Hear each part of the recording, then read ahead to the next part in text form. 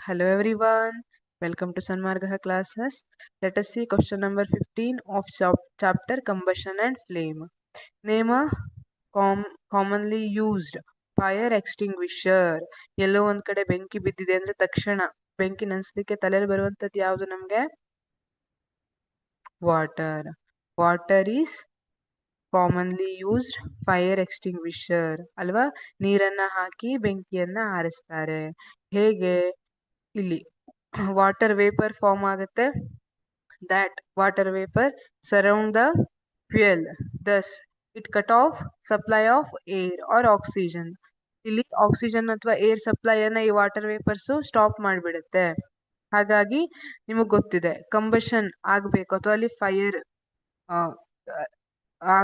Fire ಇರ್ಬೇಕಂದ್ರೆ 3 main conditions ಅಲ್ವಾ? ಏನೇನು? Air, fuel and ignition temperature. ಇಲ್ಲಿ ವಾಟರ್ ಏನ್ ಮಾಡುತ್ತೆ? ಆಕ್ಸಿಜನ್ ಸಪ್ಲೈ ಅನ್ನ ಸ್ಟಾಪ್ ಮಾಡಿಬಿಡುತ್ತೆ. ಆಯ್ತಾ? ಏರ್ ಸಪ್ಲೈ ಅಲ್ಲಿ ಹೋಯ್ತು ಒಂದ್ ಕಂಡೀಷನ್, ಒಂದ್ ರಿಕ್ವೈರ್ಮೆಂಟ್ ಏನಿದೆ ಅದು ಹೋಯ್ತು. ಇನ್ನೊಂದ್ ಏನ್ ಮಾಡುತ್ತೆ? ಇದು ಫ್ಯೂಯಲ್ ಅನ್ನ ಕೂಲ್ ಮಾಡಿಬಿಡುತ್ತೆ.